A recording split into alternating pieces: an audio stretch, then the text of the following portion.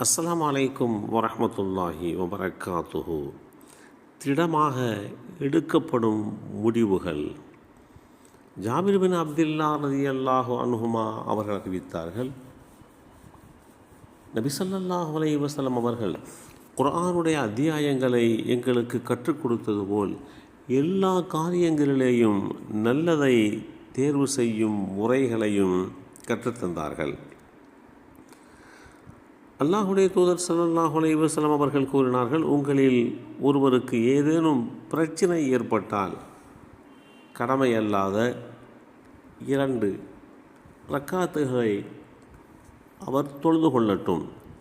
பின்னர், யா அல்லாஹ், உனக்கு ஞானம் இருப்பதால் உன்னிடம் நல்லதை வேண்டுகிறேன், உனக்கு வல்லமை இருப்பதால் உன்னிடம் வல்லமையை வேண்டுகிறேன், உன்னுடைய மகத்தான அருளை உன்னிடம் வேண்டுகிறேன், நீ அனைத்திற்கும் அறிகின்றவனாக இருக்கிறாய், அனைத்து விஷயங்களையும் நீ அறிகிறாய், நான் அறிய மாட்டேன்.